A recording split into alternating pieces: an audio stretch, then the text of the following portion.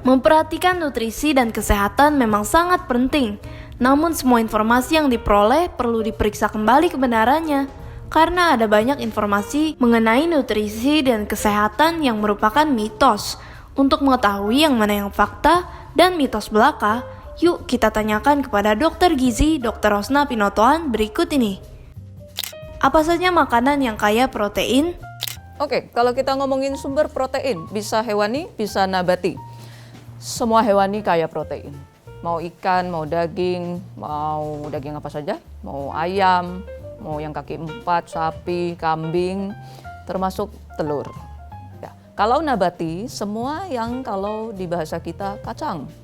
Tapi bisa golongan polong-polongan, bisa golongan kacang-kacangan. Polong-polongan seperti kacang hijau, kacang merah, kacang jogo, kacang hitam.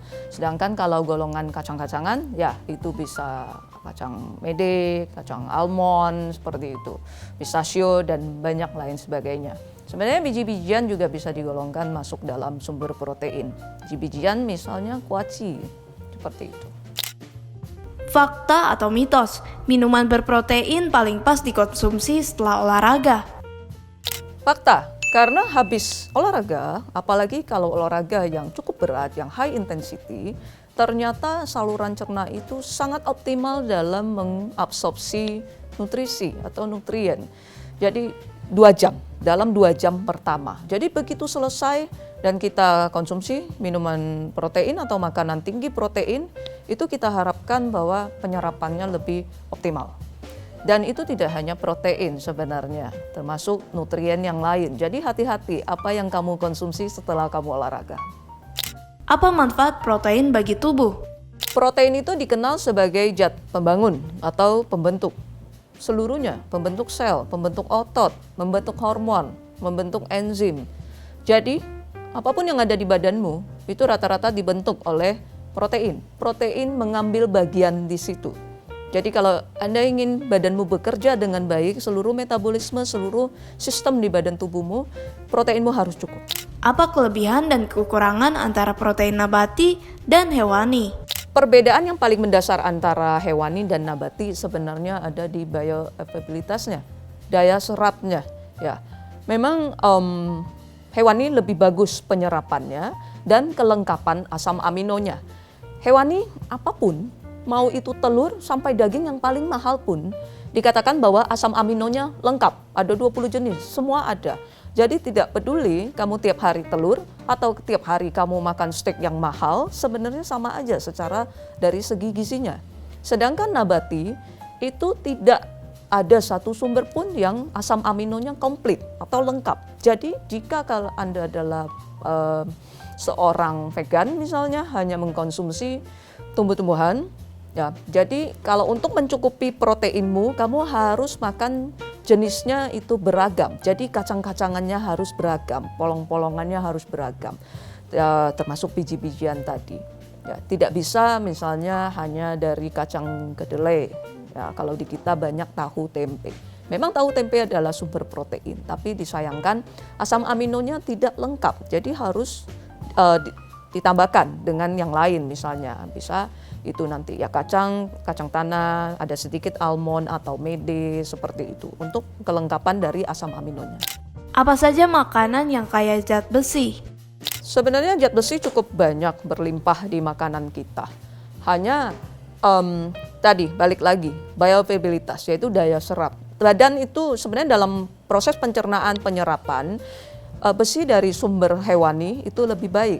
Sedangkan sumber nabati itu penyerapannya lebih rendah.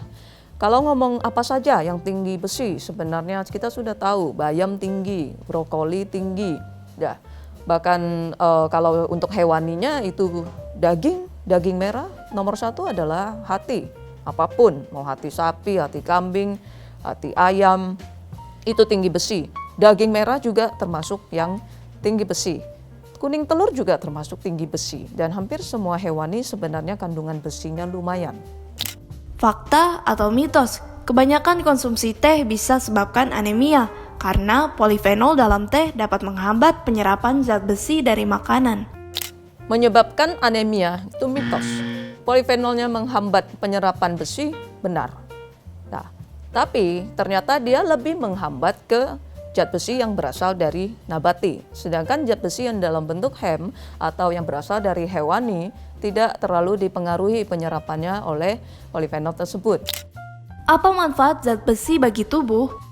Paling utama, zat besi sebenarnya merupakan bagian yang penting dalam pembentukan hemoglobin, ya, atau Hb. Fungsi dari Hb tersebut adalah untuk mengangkut oksigen ke seluruh tubuh kita. Kita selalu tahu kita butuh nafas, kita butuh oksigen. Jadi kalau zat besimu kurang, transport oksigen ke tubuhmu bisa tidak lancar. Jadi akibatnya yang paling gampang nanti anemia kan. Kalau anemia kamu pasti lemes terus, lemah letih lesu, tidur cukup 8 jam 10 jam tapi lemes terus, kelihatan pucat, tidak semangat ya. Besi itu juga menyuplai energi yang cukup. Jadi kalau Hb-mu bagus, yang berarti besimu pasti bagus, kamu orangnya pasti akan energik seperti itu. Besi juga akan menunjang sistem imun dan seluruh badan itu membutuhkan zat besi sebenarnya. Itu merupakan hal yang penting. Termasuk juga untuk tumbuh kembang, terutama pada bayi, anak-anak, termasuk janin. Apa saja makanan yang kaya serat? Serat, kalau kita ngomong serat, hampir semua nabati itu ada seratnya. Kalau tinggi serat, ya sayur, ya buah-buahan, termasuk biji-bijian tadi. Itu semua tinggi serat. Sedangkan kalau pada nabati, sedangkan pada hewani, itu hampir tidak ada seratnya, atau bisa dibilang tidak ada seratnya. Fakta atau mitos? Semakin banyak konsumsi serat, semakin baik untuk tubuh. Mitos, kalau terlalu banyak, malah Anda bisa mengalami konstipasi, jangan salah. Karena kalau serat terlalu banyak tapi Anda minumnya sedikit, itu malah keras. Serat selalu butuh air untuk melancarkan saluran cerna. Terus, kalau terlalu banyak, hati-hati. Kadang-kadang kamu jadi kembung. Terus, bisa juga nafsu makannya jadi turun. Kalau memang sedang program, mungkin, oh bagus juga dong saya tidak nafsu makan. Tapi jika Anda sedang meningkatkan berat badan misalnya, atau pada anak-anak misalnya, atau berat badanmu ideal, terus karena banyak serat, terus kamu jadi nggak nafsu makan, nanti malah ada perubahan di berat badan. Fakta atau mitos? Sebaiknya hindari makanan berserat tinggi saat diare.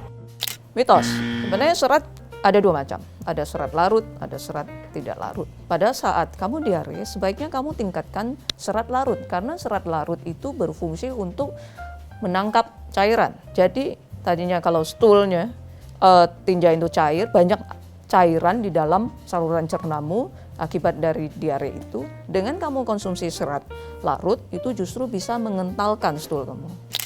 Apa manfaat serat bagi tubuh? Satu, untuk memperlancar saluran cernamu, untuk memberikan makanan kepada bakteri baik di ususmu atau yang dikenal sebagai probiotik.